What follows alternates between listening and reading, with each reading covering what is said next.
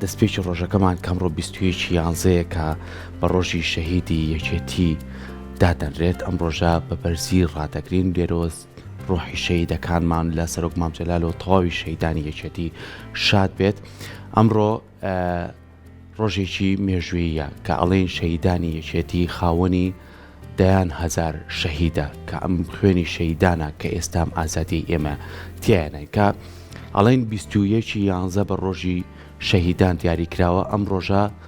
لەو ڕۆژەوە دیاریکراوە کە خاڵە شەهاب و جەحفەر و ئەنوەر ڕۆحیان شاد بێ لەگەڵ تەواوی شەهیدانی تریەکێتی شەهید بوون و جانی خۆیان سپارد لە پێناوی ئازادی بۆ ئەم گەلەیە. بۆیە سەری ڕێز و نەوازش بۆ تەواوی کەسوکاری شەهیدان و کەسوکاری سەربەرزی شەهیدان دانوێنین. ئەم ڕۆژە ئەبێ بە بەرزی ڕابگیرێ، ئەبێ ئەم ڕۆژە کار بکرێت بۆ تەواوی کەسوکاری شەهیدان، بۆ تەواوی ئەو کەسانەی کە کوڕەگەنجەکانیان بەر لەوەی کە بڕۆنە ژیانێکی ئاسوودەوە جانی خۆیان سپار لە پێناوی ئازادیە. ئەم ڕۆژ بێگومان لە تەواوی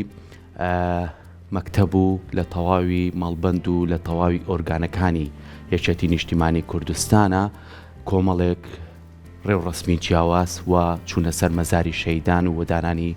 چەپکە گوڵ لەلایەن کەسایەتیەکانەوە لەلایەن فەرماندەکانەوە بۆ سەر گۆڕ و مەزاری ئەو فەرماندانەی کە جانی خۆیان سپاردووە جارێکی تر ڕۆحیان شاد بێ بەڕێواچێ. ئێمەش ئەمڕۆ وەکو دەستگای میدیایی کورسات بە گرنگەوە لەم ڕۆژە ئاڕوانین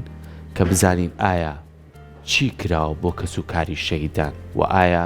داواکاری کەسوکاری شەهیدان تا چەند چۆتە بواری جێبەجێکردنەوە، ئایا کوڕوان و کچانی شەهیدەکانمان تا چەند توانیان لە ناوەندە ئەکادیمیەکان زانکۆ پەیمانگاکانە ئاسانکاری و کاری باشتریان بۆ بکرێ، چۆن توانراوە کە ئەوان جیا بکرێتەوە لەبەرەوەی کە ئەوان باوچیان لە پێناو خەباتێکە کە خەباتێک بۆ ئازادی گەلەکەمان ئەنجامیە و جانی خۆی سپاردووە. ئەمانە و کۆمەڵێک گفتوگۆی تر کە بتوانین لەگەڵ زۆر بەڕێز بەڕێز کاگەدی لەتیف محەممەد بەڕێبەری گشتی کاروباری شەهیدان و ئەنفالکراوانی سلێمانی کە بەڕێزیان لە لای من میوانە زۆر زۆر بەخێر بێ کاگەتی سوپاس بۆمادەبوونێ. بێگومان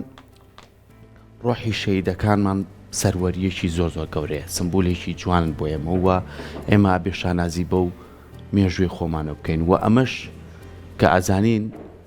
یەکێتی نیشتیمانی کوردستان جای ئەکاتەوە لە حیزبەکانی تر و بە حیزبی شەهیدان ناوزەند بووە کە ئەوەیە زۆرترین شەهیدیەوە زۆرترین قوربانیەوە لە پێناوی ئەوەی کە ئەم ئازادیە بەدەستبێنی. ئێوە ئێستا وەکو بەڕێوەبەرایەتێکی خۆتان وەکو دام و دەستگایەکی حکومی تا چەند کار کراوە بۆ کەسوکاری شەهیدان، تا چەند کار کراوە بۆی ئاسانکاریان بۆ بکرێت لە هەموو ڕۆکانی ژیانەوە. سپاس بۆ بەڕێستان بۆ بەرنامەکەی بەڕێستان سەرەتا سەری ڕێز و نەوازش بۆ سەردەم شەهیدانی یەکێتی نیشتیمانی کوردستان و شەهیدانی ڕزگاری خوازی گەلی کورد. سەری ڕێز و نەوازش بۆ خانەوادەکانیان هیوای تەمەندرێژ و سەرفرازیان بۆ دەخوازین. با ئێمە بە بابەتێکی مێژووی دەست پێ بکەین لە بەرنامەکەی بەڕێستان بینجا بچینە سەر ئەو تەوەرانەی کە بەڕێستان گفتوگوی لێوەکەن وەکو خۆت جەنابەت باست کرد و لای هەمووان ئاشکرایە یەکێتی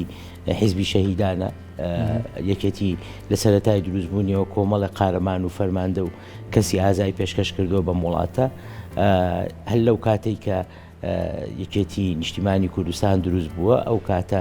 هاوکاری و پشتیوانی خانەوادەی ئەو شەهیدانە بۆ کە ڕێگای ڕزگاری خوازی گەلی کوردستانە شەهید بوون. یەکێتی نیشتیمانی کوردستان لە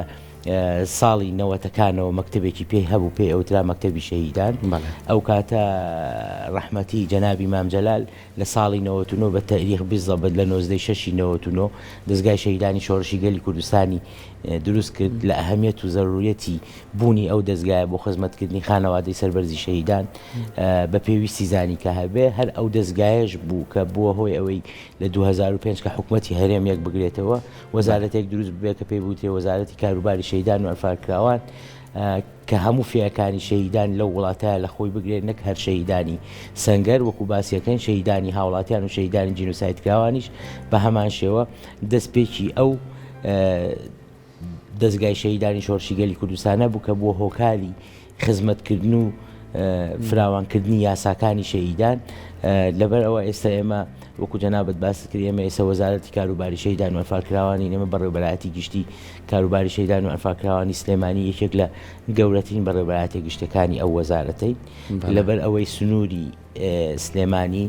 و چواردەوەرەکەی زۆرترین شەهیدانمان لەم سنوورە تۆمارە کە لە 1960 شەهیدانی وەزارەتەکە لەو سنوورە تۆمارە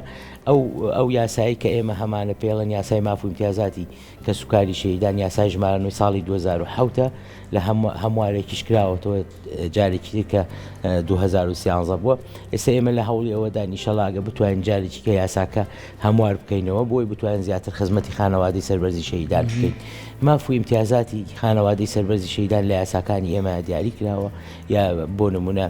کرێی خوێندنی کوڕکچی شەهیدانە کە جەنابەت باست کرد، ماف و ئیمتیازاتی تەندروستیە کە جەنابەت باست کرد، بەڵام بەداخەوە پێدانی پارچەیەک زەویە کە باست کرد، کۆمەڵک ئیمتیازاتی ترکە لە یاساکەی ئێمە هەیە، بەڵام بەداخەوە لە دوای دروستبوونی شەهیدانی شەڕی داعشی ئەو ئیمتیازاتانە بە شێوازێک لە شێوازەکان کەم بوونەتەوە، بەڵام ئێمە هەر بەردەوامی لە خزمەتکردنی ئەوەی کە یاسا ڕێگەی پێیاوین و ئەوەی کە دامەزراوەکانی تری حکوومەتی هەرێمی کوردستان هاوکاریمانەکەن. زۆر باشەکەواتە زۆر کاتەڵێن بەبێ بارودۆخەکەی و لەبەرەوەی کە حکوومەت بتوانێت ئاسانکاری بووە بکە کە بودجەیەک بۆیەوە دابن بکات. چی هەوڵێک درراوە بۆ ئەوەی کە بۆ نمونە خێزانێکی شەهید پێویستی بە شوێنێکی سەکەنی بێ، پێویستی بە کارێک بێ بۆ کوڕکچەکانی، پێویستی بە ئاسانکاری بێ لە شوێنە گشتیەکان، ئەمانەتان هەوڵڵاوە جێبەجێبکەن یاخو بە گشتی بە دوای کێشەکانی کە سوکاری شەیدانە کەوتون کە باسی یاسا و یاساکەکەین، باسی ماف و ئیمتیازاتەکانەکەین کە هەیە. بیرمان نەچێ هەر شتێک بۆ خانەوادەی سەربەرزی شەیدان خێزان و منداڵەکانیان بکرێت هێشتا بە ئاستی ئەو قوربانیە گەورە نابێت کە پەخشیوانە لە پێناوی و ئازادی کە جەنابەت لە سەرەتای بەرنامەکە باس کرد. یاساکان ئەو ئیمتیازاتانەی هەمووی دابینکردنی پارچەیەک زەوی یان یەکەیەکی نیشتەجێ بوون، وەکو بۆ جەنابەتم باس کرد هەر لە سەرەتای دروستبوونیەوە یەکێتی نیشتیمانی کوردستان و دواتریش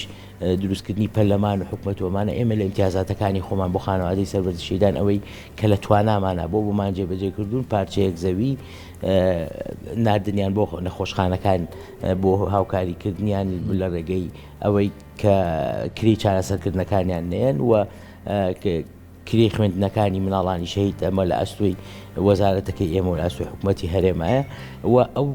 ئەو داواکاریانەی کە وارسی شەهیدان هەیەە ئەوەی کە لە توانامانە بووە بۆمان جێبەجێ کردوون.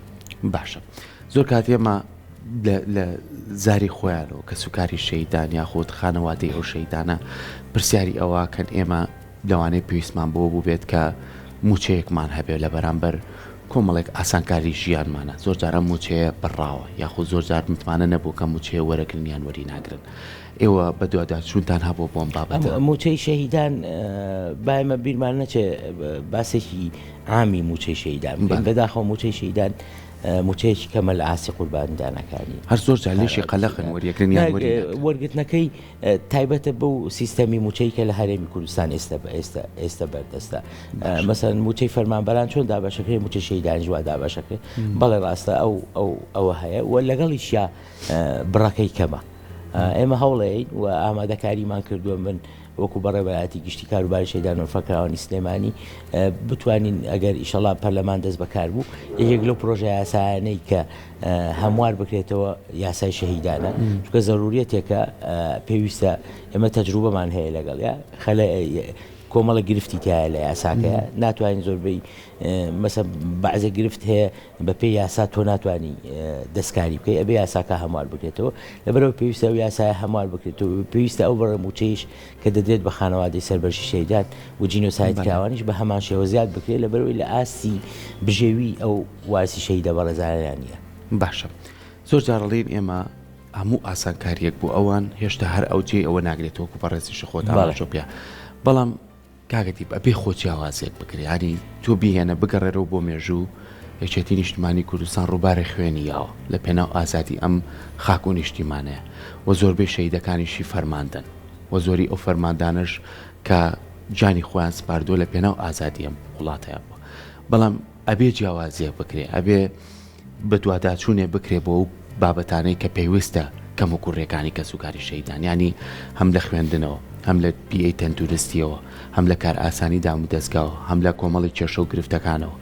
ئەمانە ئێوە تا چەند ئەتوانن بە دوایە بڕۆن و کارهاتسانی تیا بکەن؟ ئەوەی بەجەنابتم وت ئەمە تا 2005 و 2006 کە دەستگای شەیدانی شۆڕشی گەلی کوردستان بووین هاوکاری و کارئاسانی زۆر بە باشی کراوە بۆ خانەوادەی سەربەرزی شەیدان. لە دوای ئەو دروستبوونی وەزارەتی شەوە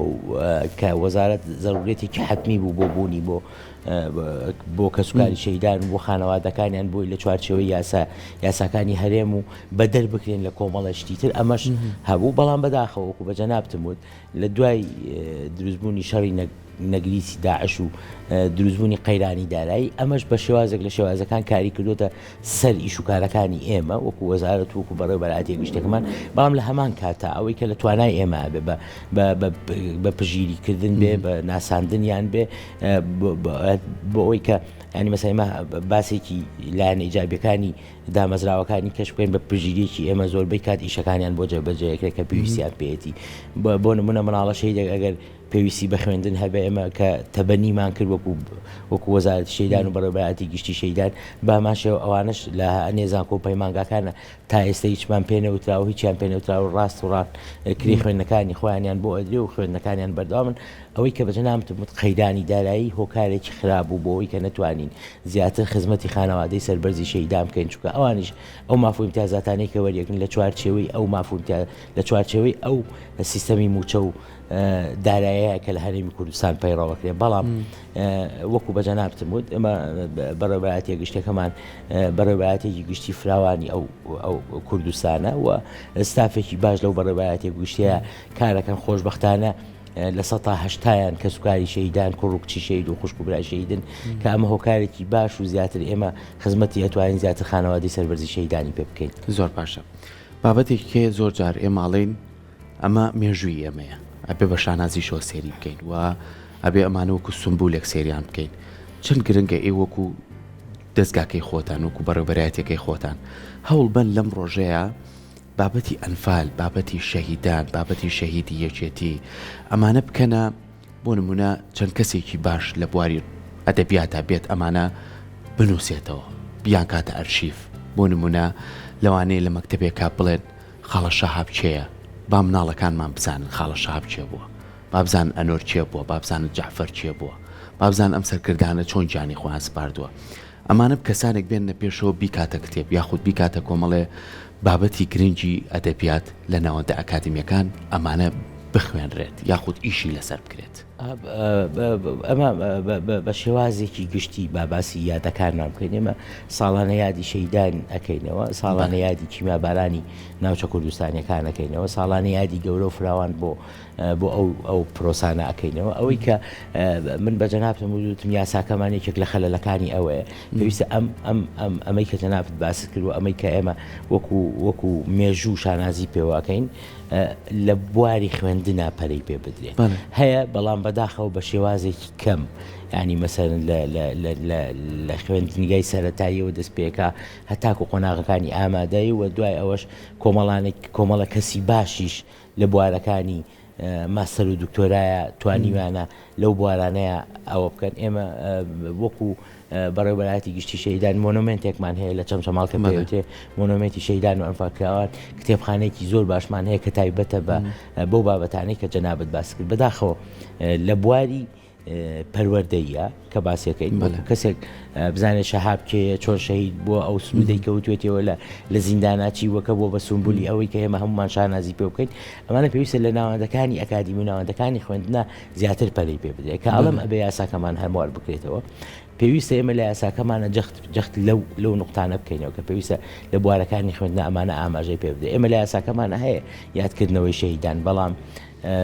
ئێمە یادکردنەوەکانیان بەو شێوازانەیە کە بە جەنابتم وتی بە شێوازێکی فراوان بۆیانەکەینەوە. لە ساڵانە مەسەن بۆ نمونە لە 16 سەیادی هەڵەبجە ئەەکەین، 4 یادی ئەنفال و کیمیابارانەکەین، یادی شەهیدانیش بە هەمان شێوە ئەوەی کە لە توانا و لە یاساڕێگە پێدراوەکانی ئێمە بکە ئیشی خۆمان لەسەر کردووە و ئەشلێم جارێکی ئاڵم ئەبێ یاساکەمان ئەمار بکرێتەوە بۆ زیاتر خزمەتکردنی خانەوادەی سەربەرزی شەیدان، بۆ زیاتر ناساندنی کەیسی جینۆسایت کە باسمان کرد بۆ زیاتر ناساندنی ئەو قارەمانانەی کە گیانی خۆیان بەخت کرد ئەمەش ئەکەوێتەوە سەر ئێمە و سەر فراکسیۆنی یەکێتی نیشتیمانی کوردستان و هەموو فراکسیۆنەکانی تر لە پەرلەمانی کوردستان بۆی هەمومان بتوانین هەمانگ و هاودەم بین لەسەر ئەوەی کە خوێن بەخشین هەروە ئاسان نییە پێویستە ئەو ئازادی کە ئێستا هاتووە یاسایەکی جوان و تۆکمەتری هەبێ بۆ خزمەتکردنی خانەوادەی سەربەرزی شەهیدان. ئێوە هیچ کات هەوڵتان ناوە بۆرم نەگەر ڕاستە هەمانە چەندین کەسی نووسری بەڕێز هاتووە لە مێژووی یەکێتی نیشتیمانی کوردستانە و خەباتی چەندین فەرماندەی گەورەی ئەمانەی نووسیوەتەوە بەڵام ئەگەر کەسێک کەس بێتە پێشەوە بتوانێت وردەکاری بکات لەو بابەتانەیە ئەوە پێویستە بۆ بابەتی کە بۆ جەنابەتم باس کرد ئێمە بەشێکمان هەیە پێڵەن بەشی ڕاگەیاند و پەیوەندەکان هەر کەس ئێمە دەرگامان کراوەتەوە سەردارمان بکات بۆ ئەو بابەتانە لەگەڵ ئەمەشا ئێمە بیرمان نەچێت لەم سنووری خۆمان دوو مۆنومنتی زۆر گەورە هەیە کە مۆنومنتی هەڵەبجە و مۆنومنتی چەمچەماڵ کە مۆنومنتی شەهیدان مەرفاکراوانە هەموو دۆکومنتێک کە تایبەت بێ بە ئەنفال و کیمیاباران و شەهیدان لەلای ئێمە پارێزراوە و هەر کەسێکی کەش ڕوو لە بەڕێوەبەتی گشتەکە ئێمە بکە ئەتوانین هاوکار و پشتیوانی بین بەڵێ چەندین کەسمان هەیە وەکو ئەمیرەخان ئەو چەند کتێبێکی هەیە کە باسی ژیاننامەی شەهیدانەکە و ناوەکانیانی تۆمار کردووە سوودمان لێکتری بینیوە لە توانای خۆ و ئێمە لەو داتا و زانیاریانەی کە ئەمان بووە هاوکار و پشتیوانی بوون و بە ئێستاشەوە دەرگامان هەرکراوە بۆ هەر کەسێکی کە بتوانێت لە بوارێکی ئەکادمی کار بکات لەسەر کەیسی شەهیدان و جینۆسایت کراوان. زۆر باشە کاکەتی بلەوەی کە ئێوە لە بەڕێوەبەرایەتەکەتان داتاکانتان تۆمار کرد بێت ئەتوانین نزیک بینەوە لە چەنە کە یەکێتی نیشتیمانی کوردستان چەند شەهیدیە ئەسەمە سێفی ئەشەهیدمان هەیە ئەم باسی شەهیدەکان ئێستا ئەوش بە جەنابتەڵم ئێمە شەهیدانی سەنگەرمان هەیە کە پەیوەستن بۆ پێشمەرگە قارەمانانە و بەو زیندانی سیاسیانەی کە لە ژوورە تاریکەکانی ڕژێمی بەعسا ئەعدام کراون و لە سێدارە دراون ئەو شەهیدی پێشمەرگانی کە بە قارەمانەتی خۆیان خوێنی خۆیان بەخشیوە لە سەنگەرەکانە شەهیدی هاوڵاتیمانێ شەهیدی جینۆسایت کراوانیشمانەیە کە پەیوەستە بە ئەنفال و کیمیاباران یەکێتی نیشتیمانی کوردستان وەکو سەرەتای بەرنامەکە باسمان کرد و خۆشمان بە پێی داتا و زانیاریەکان هەمانە کە پێوتاوە حیزبی شەهیدان هەروە بە ئاسانی ئەو کەلیمە بەسەریا جێبەجێ نەکراوە لە بەروی بەنزیکەی خاوەنی 22,000 شەهیدی سەنگەری ئێمە لە داتا و زانیاریەکانی بەڕێوەبەرایەتی گشتی خۆمانە. باشە وەکو ئاگادار بیت ئەمڕۆ چالاکی چی بەڕێوەچێت؟ ئێمە وەکو حکومەت پەیوەستین بە ئیش و کارەکانی خۆمانەوە بەڵام بە پێی زانیاری من مەڵبەندیەکی سلێمانی بەشی شەهیدان ئەچنە سەر گۆڕی شەهیدان و دانانی تاجەگوڵنەی ڕێز و وەفا لەوێدانێن ئێمەش لەگەڵیان هاو بەشە بین هەروەکو بەڕێوەبەرایەتێک خۆتە دەست خۆش بێت زۆر سپاس زۆر بەخێر بێت جارێکی تر ڕۆحی تەواوی شەهیدانی یەکێتی شاد بێ سەری ڕێز و نەوازش بۆ تەواوی کەسوکاری شەهیدان دانوێنین و ئەوان سمبولن ئەوان شانازین بۆ ئەمە ئەوان مێژوون و ئەوان ویان کردووە کە یەکێتی نیشتیمانی کوردستان جیاواز بێ لەگەڵ هەموو حیزبەکانی تر بۆیە پێڵێن حیزبی شەهیدان هەر سەربەرز بن بەوان و شانازیەکەین دووبارە سپاس بۆ تۆ.